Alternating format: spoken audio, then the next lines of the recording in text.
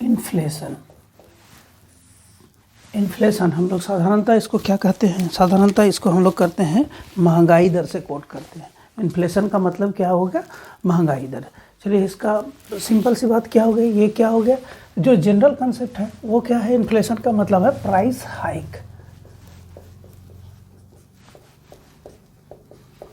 Price hike, हर कोई अगर inflation की बात करता है तो प्राइस हाइक, यानी महंगाई बढ़ गया, इन्फ्लेशन है इसलिए महंगाई बढ़ गया, यहीं तक सीमित है। लेकिन इसको समझना है कि ये महंगाई क्यों बढ़ता है। अभी आप अगर ये पूरा क्लास करेंगे तो आपको ये समझ में आ जाएगा कि महंगाई बढ़ना भी ज़रूरी है, कैसे वो अभी साबित हो जाएगा। आप बस क्लास में कंटिन्यू रहिए। तो क्या होगा, प्राइस हाइक की बात हम लोग कर रहे हैं, तो प्राइस हाइक क्या होता है, तो प्राइस हाइक किस में होगा, तो देखिए क्या होगा, गुड्स जो प्रोडक्ट है, गुड्स उत्पाद हो गया, और services, goods and services. Goods में क्या हो गया कि कोई भी सामान वस्तु जो भी हम लोग खरीद रहे हैं हमारे यूज का है, चाहे वो एकदम ज़रूरी हो, थोड़ा कम ज़रूरी हो, गैर ज़रूरी है, लेकिन गुड्स है। और सर्विसेज में कितना हो गया, मतलब क्या हो गया कि जैसे रेलवे यूज कर रहे हैं, एरोप्लेन यूज कर रहे हैं, किसी भी तरह का सर्विसेज, चाहे प्रज्ञा केंद्र सर्विसेज, तो सर्विसेज यूज कर रहे हैं। तो अगर गुड्स और सर्विसेज ये दोनों आपको क्या होता है, जब महंगा लगने लगे, यानी गुड्स और सर्विसेज जब आपको महंगा लगने लगे तो क्या होता है कि आपको फील होता है कि महंगाई हो रही है, यानी इन्फ्लेशन बढ़ गया। लेकिन इसके पीछे क्या होता है कि देखिए गुड्स और सर्विसेज महंगा तो हो रहा है, लेकिन साथ में एक और चीज़ क्या हो रहा है, देखिए गुड्स और सर्विसेज महंगा लग रहा है, आपको महंगा लग रहा है। तो इसमें क्या है कि आपके पास जो मनी था, आपके पास जो पैसा था,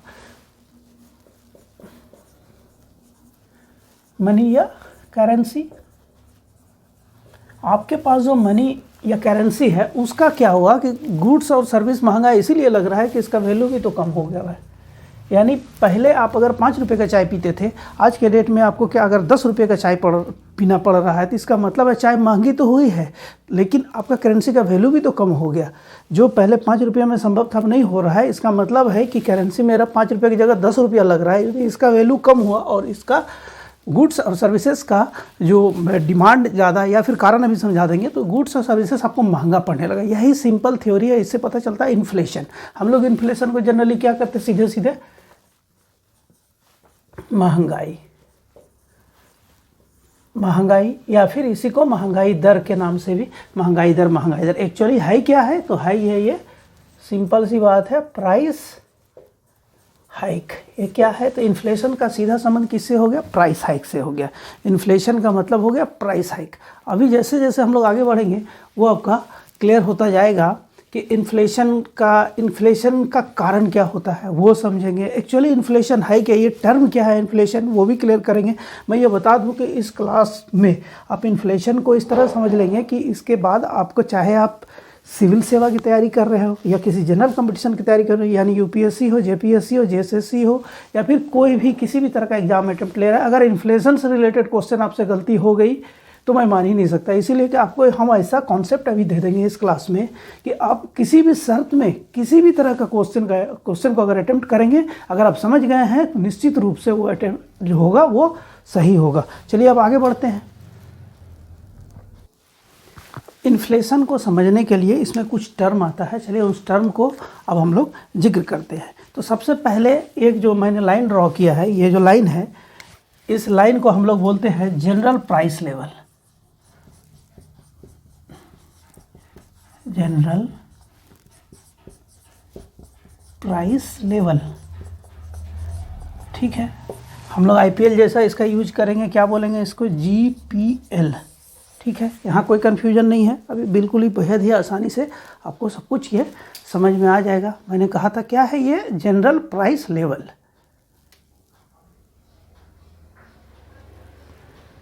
ठीक है। अब आगे बढ़ें, विजिबल हो गया। अब देखिए क्या है, जनरल प्राइस लेवल एक स्टैंडर्ड प्राइस लेवल हो गया। मान लीजिए किसी प्रोडक्ट का कुछ कीमत होना चाहिए, आपके मन में धारणा है, समाज के मन में धारणा है, क्या एक जैसे एक ब्रेड है, एक ब्रेड का कीमत, चलिए एक स्टैंडर्ड मान लिया गया कि एक ब्रेड का कीमत 20 रुपया होना चाहिए। तो प्राइस लेवल, एक जनरल प्राइस लेवल मान लीजिए ब्रेड का 20 है। अगर ब्रेड 25 रुपया का मिलने लगा तो महंगाई है, ब्रेड 30 रुपये का मिलने लगा, उसी ब्रेड के बारे में बता रहे हैं, एक एग्जाम्पल है ये, तो वो 30 रुपये का यानी महंगाई है। तो एक जनरल प्राइस लेवल का मतलब क्या होगा कि कॉन्सेप्ट है कि इस चीज़ का दाम इतना ही होना चाहिए। ठीक है। तो वो हो गया जनरल प्राइस लेवल, एक लाइन हो गया, लाइन ड्रॉ किए, वो जनरल प्राइस लेवल को इंडिकेट कर रहा है, यानी किसी गुड्स या सर्विस का एक प्राइस ये मानसिकता में है कि ये इसका प्राइस इतना होना चाहिए। जब उससे ज़्यादा लगता तब हम ना कहते हैं कि महंगाई बढ़ गई, प्राइस हाइक हो गया। तो अब वो स्पष्ट होगा। तो एक जनरल प्राइस लेवल का मतलब यहाँ आप समझ गए कि जनरल प्राइस लेवल क्या हो गया, कि जनरल प्राइस लेवल हो गया कि एक किसी भी गुड्स या सर्विस का एक स्टैंडर्ड रेट, कि हाँ ये इतना ही स्टैंडर्ड रेट इसका होना चाहिए। ठीक है, अब चलिए आगे बढ़ते हैं। तो इसको ड्रॉ करेंगे, जैसे जैसे ड्रॉ करेंगे आप समझते जाएंगे। चलिए, तो जनरल प्राइस लेवल से अगर कोई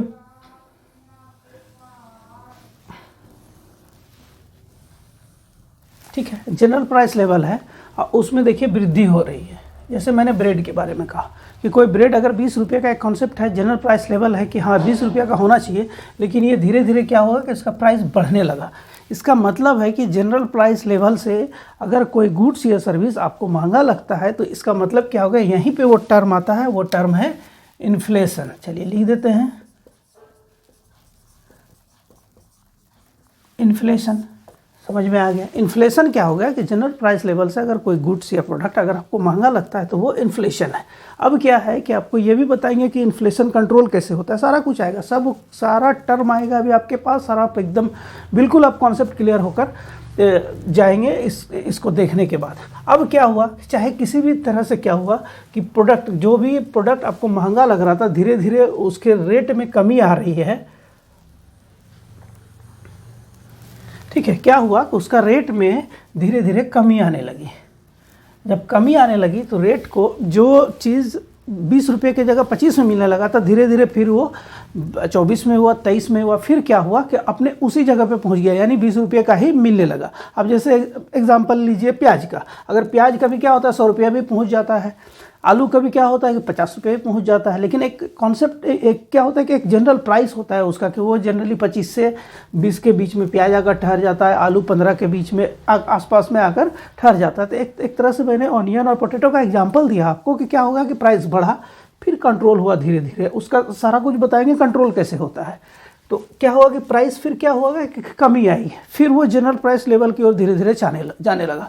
तो ठीक इस इन्फ्लेशन का ही उल्टा होता है, इसको बोलते हैं हम लोग डिसइन्फ्लेशन।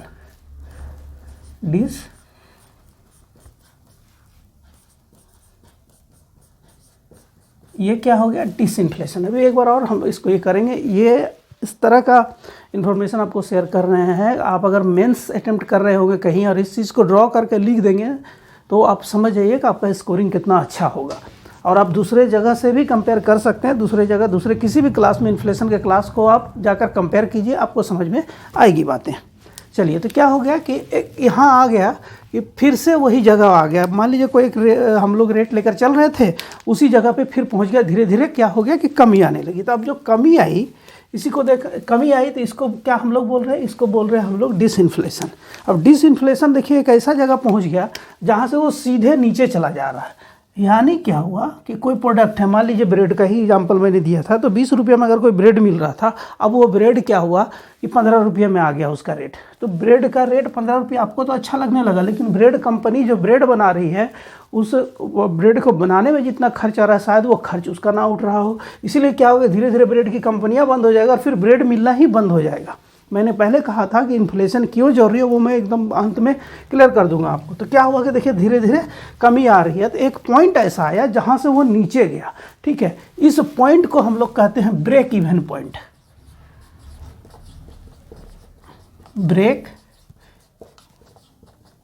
इवन पॉइंट किसको कह रहे हैं हम लोग, इसको कह रहे हैं। ठीक है, ब्रेक इवन पॉइंट हो गया।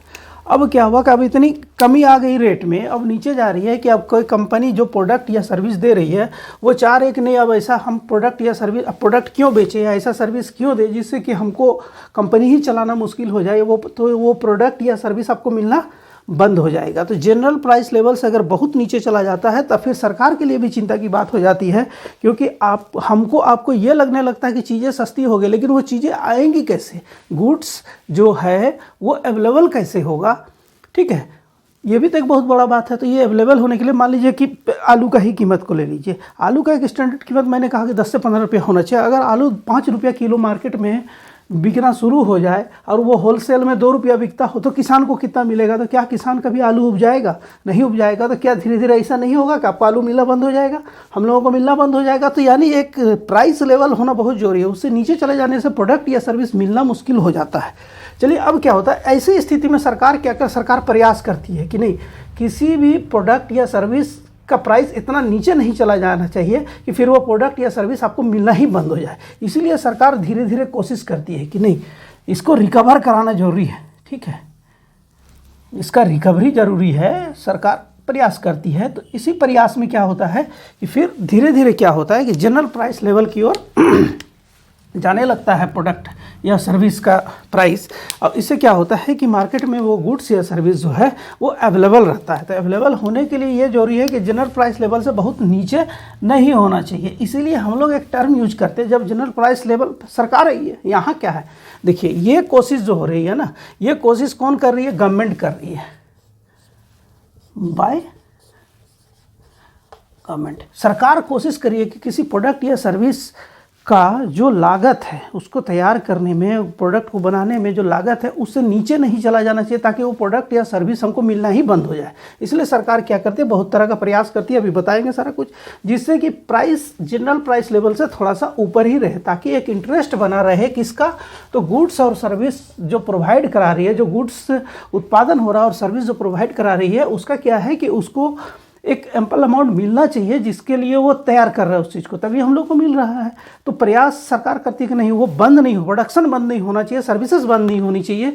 इसीलिए क्या होता है कि एक प्राइस लेवल होता है, तो सरकार कोशिश करती है कि नहीं, जीपीएल से यानी जनरल प्राइस लेवल से बहुत नीचे नहीं होना चाहिए। इसीलिए क्या होता है कि जनरल प्राइस लेवल से जब धीरे धीरे नीचे होने लगती है तो सरकार कोशिश करती है। तो फिर क्या होता है कि एक निश्चित,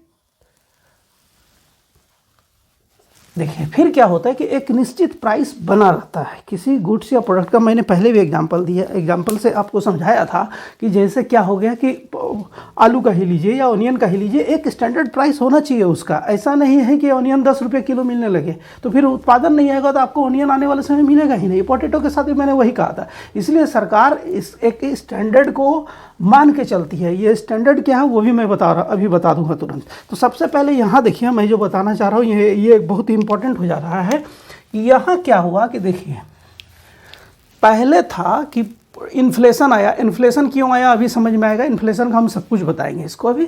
तो इन्फ्लेशन यानी क्या हो गया, सीधे सीधे बात है, महंगाई बढ़ा, प्राइस हाइक हुआ। किस लिए कि गुड्स और सर्विसेज का डिमांड बढ़ा।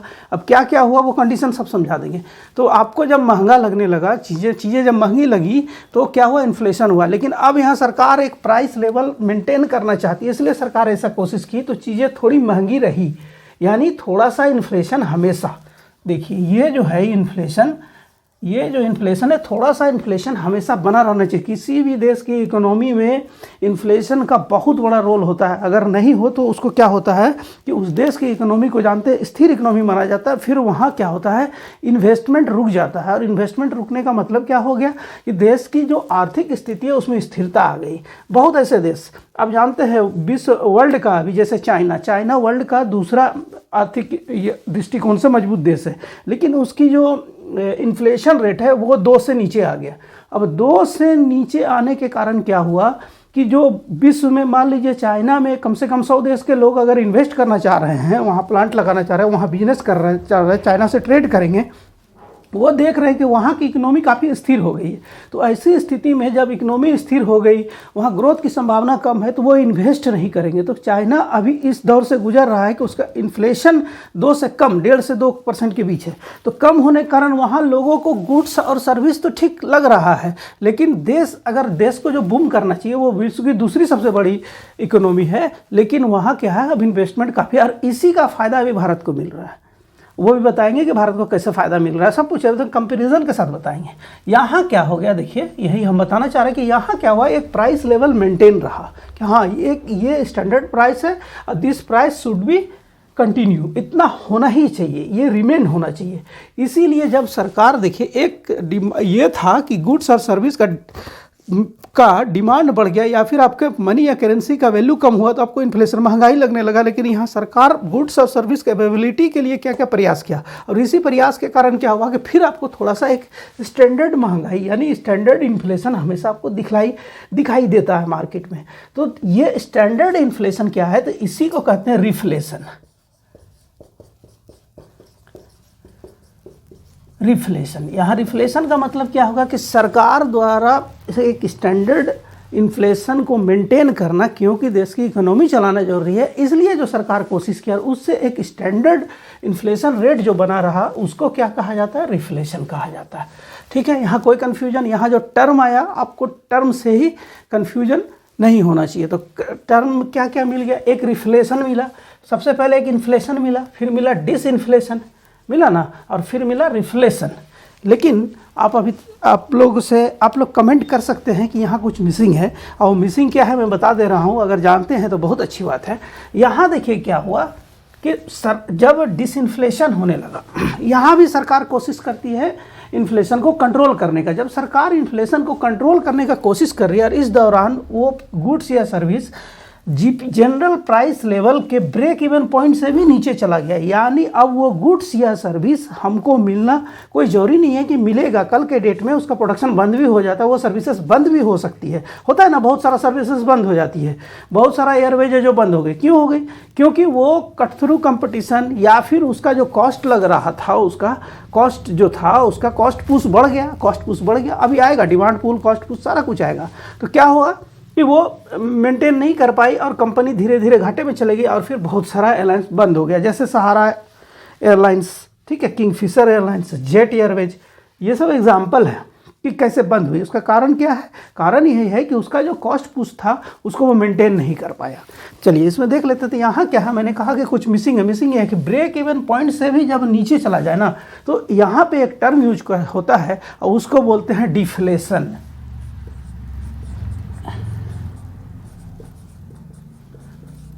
यहाँ तक में कोई कन्फ्यूजन किसी को नहीं होना चाहिए था कि इसको क्या बोलते हैं, डिफ्लेशन। चलिए डिफ्लेशन, तो यहाँ आपको कितना टर्म मिल गया, यहाँ आपको मिला इन्फ्लेशन जाने, डिसइन्फ्लेशन जाने, डिफ्लेशन जाने और रिफ्लेशन जाने। इन्फ्लेशन का मतलब गुड्स और प्रोडक्ट के डिमांड में अगर वृद्धि हो जाता है और मनी या करेंसी जो है उसका वैल्यू कम हो जाता है तो इन्फ्लेशन होता है।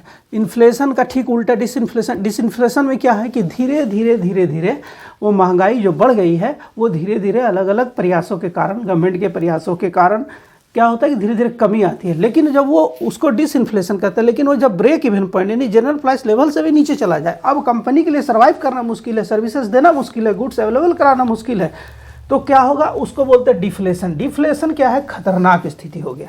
इसी खतरनाक स्थिति से बचने के लिए क्या करती है सरकार, कोशिश करती है कि नहीं, किसी भी प्रोडक्ट का एक स्टैंडर्ड मेंटेन करना बहुत ज़रूरी है कि वो प्रोडक्ट हमको कितना में मिलना चाहिए। ऐसा नहीं है कि ब्रेड 20 रुपया वाला 2 रुपया में मिले, हमको तो अच्छा लगेगा लेकिन ब्रेड कंपनी को अच्छा नहीं लगेगा और आने वाले समय में ब्रेड ही नहीं मिलेगा, इसलिए कोई ब्रेड ही नहीं खा पाएंगे। तो क्या होगा कि किसी को ब्रेड नहीं मिलेगा और ऐसे क्या है कि 2 रुपया मिल रहा था तो हम बहुत मज़े से खा रहे थे, लेकिन वो सही नहीं था क्योंकि उसका कॉस्ट ज़्यादा लग रहा था और वो बेचने में संभव ही नहीं था। इसीलिए क्या हुआ कि वो कंपनी बंद हो गई, धीरे धीरे ब्रेड मिलना बंद हो गया। एक एग्जाम्पल है। तो सिर्फ महंगाई को दोष देना कि महंगाई बढ़ गई, आज के बाद महंगाई बढ़ गई बोलने से पहले समझने की कोशिश जरूर कीजिएगा कि आखिर महंगाई बढ़ती क्यों है। अभी सब समझ में आएगा, लेकिन उसका टर्म अभी हम लोग देख रहे हैं। तो यहाँ गवर्नमेंट क्या की, गवर्नमेंट कोशिश की। तो गवर्नमेंट जब कोशिश करती है तो क्या होता है, फिर धीरे धीरे जो महंगाई दर एक स्टैंडर्ड को मेंटेन करता है, यानी एक स्टैंडर्ड इन्फ्लेशन को रिफ्लेशन कहते हैं। यहाँ सारा टर्म समझ में आ गया, इन्फ्लेशन, डिसइन्फ्लेशन, डिफ्लेशन और रिफ्लेशन, यानी एक स्टैंडर्ड क्या हो गया, इन्फ्लेशन जो गवर्नमेंट के कोशिश के कारण बढ़ता है। अब इसको मिटा देते हैं और फिर आगे बढ़ते हैं। इन्फ्लेशन तो हम लोग समझ गए कि इन्फ्लेशन में क्या होता है कि अभी जैसे मैंने पहले ही कहा था, क्या होता है कि गुड्स, ठीक है, ये आपको महंगा लगेगा और सर्विसेज क्या हो गया, ये दोनों महंगा हो जाता है। यही है ना इन्फ्लेशन, गुड्स और सर्विसेज महंगा हो गया। कारण क्या हो गया कि आपका जो करेंसी है या मनी जो है, लिखते हैं मनी या करेंसी, ठीक है, इसका वैल्यू जो है क्या हो गया, कम हो गया। यानी वैल्यू अगर कम हो जाता है, मनी का वैल्यू या करेंसी का वैल्यू कम होता है, तो गुड्स और सर्विस ऑब्वियस है कि महंगा लगने लगेगा। और जब महंगा लगेगा तो यही क्या हो गया, यही हो गया प्राइस हाइक।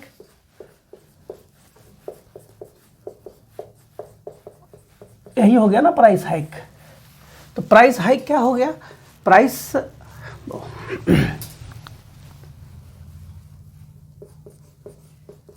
Price hike. तो प्राइस हाइक क्या हो गया, तो प्राइस हाइक का महंगाई। तो इन्फ्लेशन का मतलब ही क्या हो गया, हम तो पहले ही कहे थे कि हम लोग इन्फ्लेशन का मतलब जो सबसे साधारण चीज़ जानते हैं, क्या जानते हैं, महंगाई। इन्फ्लेशन का मतलब ही महंगाई। लेकिन अब चलिए समझते हैं कि आखिर, शायद ये एक क्लास में पूरा ना हो तो मैं इसको 2 पार्ट में कर दूंगा, क्योंकि बड़ा है और मैं चाहता हूँ कि ये आपको समझ में आए, इसीलिए इसका कंप्लीट टॉपिक को कवर करेंगे हम लोग। तो इन्फ्लेशन का मतलब हो गया महंगाई, और महंगाई क्यों बढ़ रहा है अब देखते हैं। तो महंगाई बढ़ने के पीछे सबसे पहले एक सर्कल बनाइए। सर्कल में 3 टर्म आएगा। सबसे पहला क्या आएगा, मनी का फ्लो जो होता है, मनी या करेंसी लिखते हैं,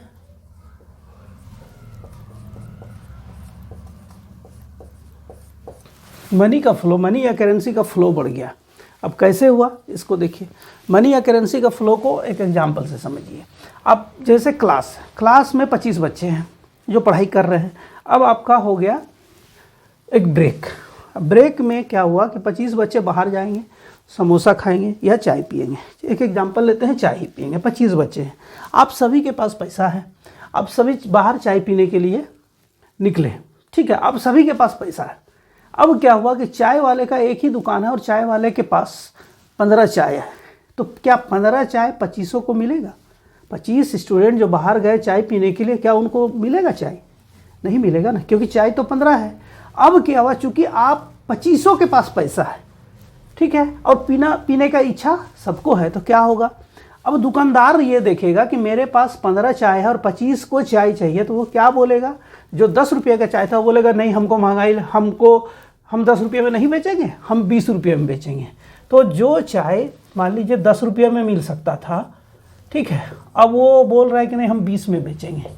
किस लिए बोल रहा है? क्योंकि उसके पास जो चाय है, चाय 15 ही है और 25 को चाहिए, तो वो क्या करेगा, बोलेगा नहीं हम 20 रुपया करके बेचेंगे, जिसको पीना है पिए।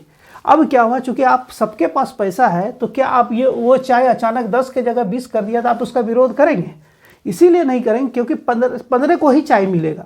यहाँ 25 के पास पैसा है, तो क्या होगा कि आप मनमाना तरीके से बोलेंगे हाँ 20 ही है, लेकिन हमको चाय दे दो, मुझे चाय पीनी है, 10 मिनट का ब्रेक है। तो क्या होगा, आप चाय पीने के लिए ले लिए, तो जो चाय 10 रुपये मिलना चाहिए वो आपको 20 रुपये में पड़ा। क्यों पड़ रहा है, यहाँ क्यों लगा आपको 20 रुपये? इसीलिए लगा कि आप सबके पास पैसा है, लेकिन प्रोडक्ट चाय जो लेने गए हैं वो क्या हो गया कि चाय कम है। तो इसका मतलब क्या हो गया कि पैसा जब सबके पास होता है, यानी मनी फ्लो या करेंसी सबके पास होता है, तो क्या होता है, ऑब्वियस है कि गुड्स या सर्विस महंगा होता है। अब देखिए, कोई भी लोकप्रिय योजना अगर लागू होती है, किसी भी तरह का लोकप्रिय योजना जिससे सीधे सीधे अगर पैसा आता है मार्केट में, तो क्या होता है कि मार्केट में आपको उसका असर, इम्पैक्ट दिखता है। वो इम्पैक्ट क्या होता है, इम्पैक्ट ये होता है कि चीज़ें आपको पहले के कंपैरेटिवली अगर तुलनात्मक रूप से अध्ययन करेंगे तो आपको थोड़ी सी महंगाई दिखेगी। यही होता है, जो डायरेक्ट कैश बेनिफिट होता है तो उससे मार्केट में भी बूमिंग आता है। मान लीजिए मैया योजना, अगर झारखंड की बात करें तो मैया योजना, यहाँ पैसा मंथली आ रहा है, तो निश्चित रूप से परचेजिंग पावर लोगों का बढ़ा। मान लीजिए 60 लाख लोगों, 60 लाख बहनों को मिल रही है, महिलाओं को मिल रही है 60 लाख, तो 60 लाख का परचेजिंग पावर पहले की तुलना में बढ़ा या नहीं बढ़ा? बढ़ा।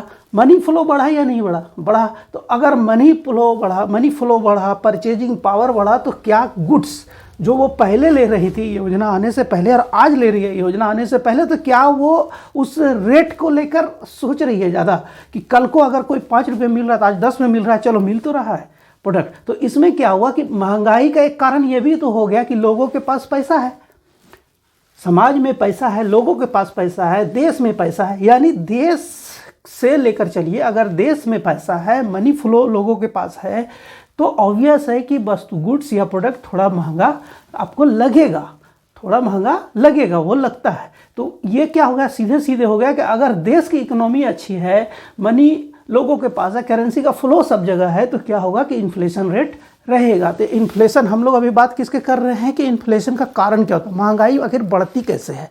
तो यहाँ तो मुझे पूरा यकीन है कि आप ये समझ गए होंगे कि मनी या करेंसी का फ्लो अगर बढ़ता है तो इन्फ्लेशन बढ़ता है, इसमें कहीं कोई इफ बट नहीं है।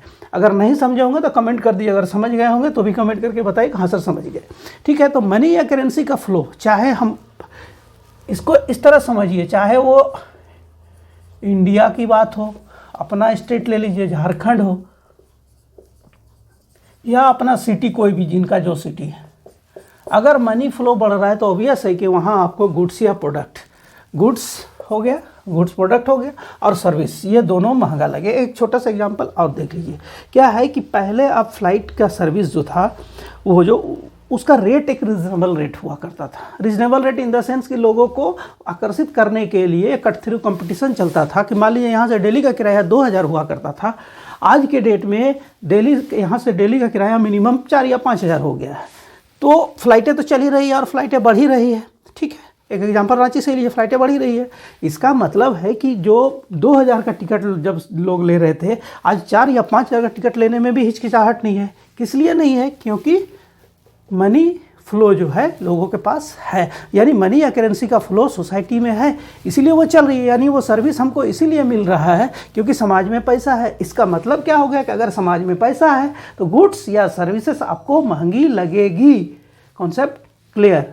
कहीं डाउट नहीं होना चाहिए। डाउट है तो कमेंट कर दीजिएगा। चलिए अब इसमें हम लोग लिख लेते हैं डिमांड पुल। ठीक है, अब डिमांड पुल को आप समझा दे रहे हैं। डिमांड पुल क्या है? सीधा सा बात है, इसका अर्थ तो समझ ही गए होंगे, सभी को इंग्लिश आती है। सिंपल सी बात है, डिमांड पुल यानी मांग बढ़ गया। ये मांग बढ़ गया तो क्या होगा? सीधी सी बात है कि मैंने पहले कहा था, इसी एग्जाम्पल को फिर से रिपीट कीजिएगा। आप 25 लोग चाय पीने के लिए गए और वहाँ चाय 15 थी, आपके पास पैसा था, वो 10 की जगह 20 रुपया किया, फिर भी 15 लोग 20 रुपये में चाय पिए। ठीक है, उसमें क्या हुआ कि आपके पास पैसा था तो किए, ये कारण महंगाई का हो गया। अब वही थ्योरी यहाँ अप्लाई कीजिए। अब क्या हो गया कि आप 25 लोग चाय पीने के लिए गए, दुकान के पास 15 चाय था, वही एग्जांपल रिपीट करते, 15 चाय था, तो 15 चाय था और दुकानदार देख लिया 25 बच्चों को चाय पीना है, तो क्या किया दुकानदार ने? उसका रेट बढ़ा दिया। ठीक है, बोला नहीं हम तो 20 रुपये में बेचेंगे। तो चाय का डिमांड बढ़ा ना, चाय का डिमांड यहाँ इसीलिए बढ़ गया कि 25 लोग पीने वाले आ गए। अगर वहाँ 10 लोग पीने वाले गए होते तो वो 10 की जगह बोलता नहीं चाय खराब हो जाएगा, 8 रुपये में ही पी लो भाई, 15 रुपये में 2 ले लो, यही होता ना। तो यहाँ क्या हुआ? सीधा बात क्या हो, सीधी बात आई क्या कि अगर डिमांड बढ़ता है तो महंगाई बढ़ेगी।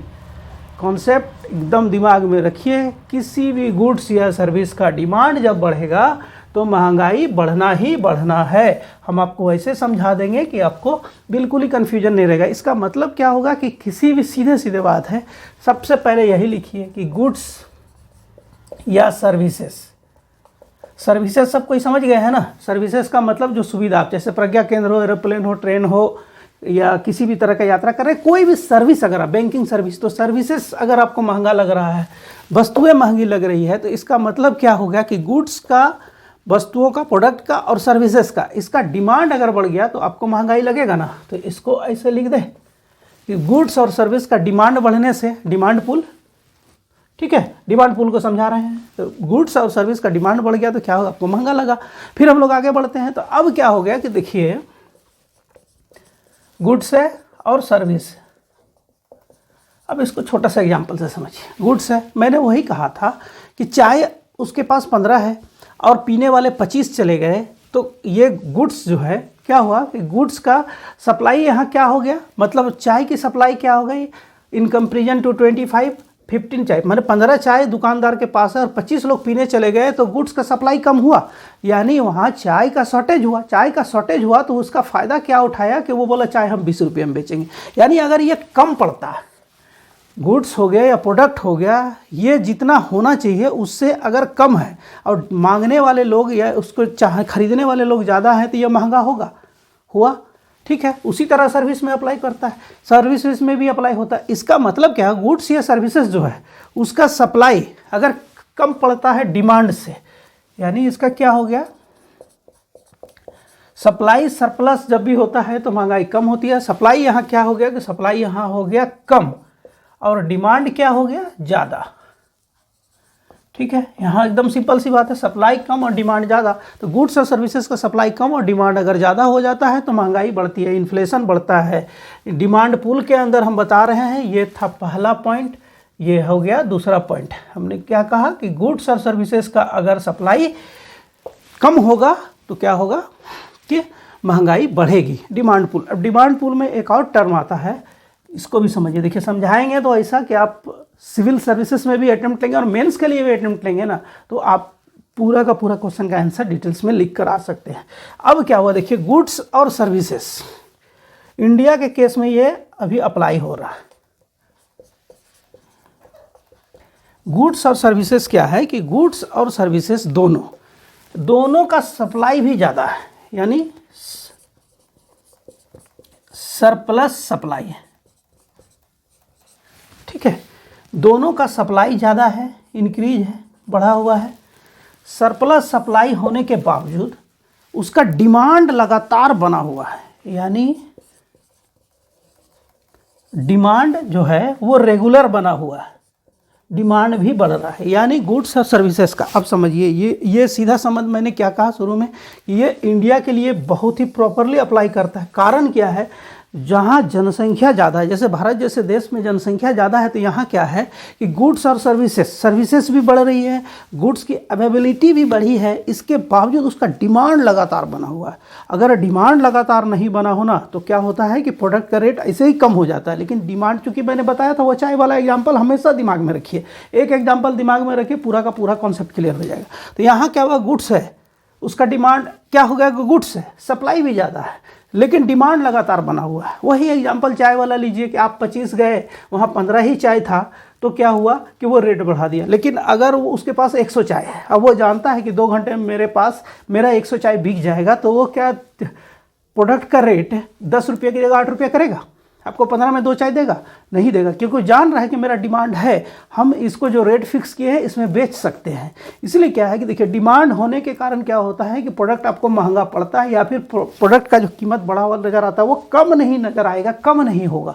क्यों? क्योंकि गुड्स सरप्लस सप्लाई होने के बावजूद कारण ये है कि डिमांड उसका बना हुआ है। भारत जैसे देश में जनसंख्या अधिक जनसंख्या, और ऊपर से हमारी इकोनॉमी अभी अच्छा कर रही है, लोगों के पास मनी है। मैंने पहले कहा था मनी फ्लो, तो मनी फ्लो है और डिमांड सरप्लस और सर्विसेज सरप्लस होने के, ये गुड्स और सर्विसेज सरप्लस होने के बावजूद डिमांड बहुत ज़्यादा है। इसीलिए क्या है कि एक स्टैंडर्ड क्या मेंटेन हो रहा है, इन्फ्लेशन मेंटेन कर रहा है। और किसी भी इकोनॉमी के लिए एक स्टैंडर्ड इन्फ्लेशन बहुत ज़रूरी है। अगर नहीं है तो वो देश की इकोनॉमी स्थिर होने लगती है, जैसा चाइना झेल रहा है। अभी हम कंपेरिजन करके भी बता देंगे, ठीक है। अच्छा, आप चलिए, अब क्या होगा, डिमांड पुल हो गया। अब इसमें एक टर्म आता है कॉस्ट पुश। कॉस्ट पुश, इसका मतलब समझिए, कॉस्ट पुश ऐसे जानते तो होंगे ही आप लोग। 3 टर्म आपको इन्फ्लेशन में हमेशा ये चक्रव्यूह के जैसा याद रखिए। मनी या करेंसी का फ्लो बढ़ जाना, डिमांड पुल, अभी तीनों कारण मैंने बताया, और अभी कॉस्ट पुश बता रहे हैं। कॉस्ट पुश क्या है कि कोई भी प्रोडक्ट या सर्विस, मान लीजिए कोई चाय है, अब वो संभव ही नहीं है कि 5 रुपये में बने, तो वो 5 रुपये में बेचेगा कैसे? एक ब्रेड संभव ही नहीं है कि 10 रुपया में बनना है, तो वो बेचेगा कैसे? तो कारण क्या है कि पहले वही 10 रुपया में मिलता था, आज क्यों नहीं मिल रहा है? क्यों नहीं मिल रहा है? क्योंकि उसकी लागत में वृद्धि हुई है। ये डिमांड पुल, यहाँ मांग लिख दे रहे हैं, मांग बढ़ा, यहाँ गुड्स या सर्विस का जो लागत है, खर्च, उसको तैयार करने में जो खर्च हो रहा है उसमें बढ़ोतरी हो गई, ठीक है। अब देखिए कैसे बढ़ोतरी हुई, अभी आपका क्लियर हो जाएगा। इसमें बढ़ोतरी का क्या है कि सबसे पहले मान लीजिए कि कोई भी प्रोडक्ट है, उसको बनाने के लिए जो लेबर लगता था, तो लेबर का कॉस्ट बढ़ गया। श्रम यानी एम्प्लॉय जो है उसका कॉस्ट बढ़ गया। जिस लैंड में प्लांट लग रहा है या लगा हुआ है, उस लैंड का वैल्यू बहुत ज़्यादा बढ़ गया। जो पूंजी लग रहा है, अब पूंजी बहुत ज़्यादा लग रहा है। जो मशीन है वो उसकी कीमतें बढ़ गई हैं। मशीन है, इसका मेंटेनेंस काफ़ी बढ़ गया है, रिस्क फैक्टर बढ़ गया है। एनर्जी का कंजम्पशन, जो एनर्जी जो है, एनर्जी महंगी हो गई है, तो जब चीज़ें महंगी होगी रिस्क फैक्टर बढ़ेगा, मशीनें महंगी होगी, पूंजी ज़्यादा लगेगा, लैंड का वैल्यू ज़्यादा हो गया, एम्प्लॉय को पेमेंट ज़्यादा करना पड़ रहा है, तो क्या ब्रेड जो पहले 10 रुपये मिलता था आज भी 10 रुपये में संभव है? बिल्कुल नहीं है। तो यहाँ क्या हो गया कि अगर ब्रेड 10 की जगह 20 में मिल रहा है तो इसीलिए भी मिल रहा है क्योंकि एक लागत, उसका कॉस्ट पुश जो है वो बढ़ गया है। तो यहाँ इन्फ्लेशन को समझने का सबसे आसान तरीका क्या हो गया कि आपके पास 3 टर्म आया और तीनों टर्म एकदम दिमाग में हमेशा रहना चाहिए। आप दोहराइए, क्या मनी या करेंसी का फ्लो का बढ़ जाना, डिमांड पुल हो जाना, कॉस्ट पुश हो जाना। Demand pull, cost push, money या करेंसी का फ्लो का मतलब है इन्फ्लेशन। इन्फ्लेशन को हम लोग क्या कहते हैं? महंगाई। यानी क्या होगा? गुड्स या सर्विसेज मनी का महंगा होना या मनी या करेंसी के वैल्यू में कमी आना, यही क्या हो गया? इन्फ्लेशन हो गया। कि आपका पैसा आपके पास है लेकिन गुड्स और सर्विस आपको महंगा लग रहा है। कि इसका मतलब क्या होगा? आपका जो करेंसी है उसका वैल्यू गुड्स और सर्विसेज की तुलना में कम लग रहा है। इसीलिए लग रहा है क्योंकि डिमांड बढ़ गया गुड्स का, और कॉस्ट गुड्स या प्रोडक्ट का जो तैयार करने में जो खर्च आ रहा है वो बढ़ गया। तो ये हो गया सिंपल सा कॉन्सेप्ट। इसमें मैंने कहा था कि इन्फ्लेशन, एक स्टैंडर्ड इन्फ्लेशन रेट होना बहुत ज़रूरी है। आप वर्ल्ड के जो टॉप 5 इकोनॉमी है उसको अगर देखेंगे, चलिए यहाँ से यहाँ लिख दे रहे हैं, समझ में आएगा तो अच्छा है, अच्छी बात है ना।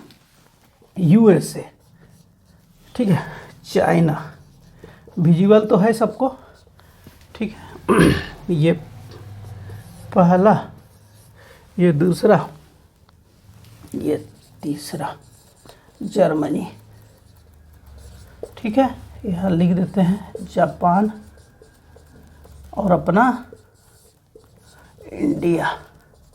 अब यहाँ देखिए, गौर कीजिए, यहाँ क्या है हम जो बताना चाह रहे हैं। देखिए, मैंने कहा था कि स्टैंडर्ड इन्फ्लेशन रेट निश्चित रूप से होना चाहिए किसी भी इकोनॉमी को अच्छा स्थिति में पहुंचाने के लिए। किसी देश की आर्थिक स्थिति का पहचान होता है कि स्टैंडर्ड इन्फ्लेशन रेट।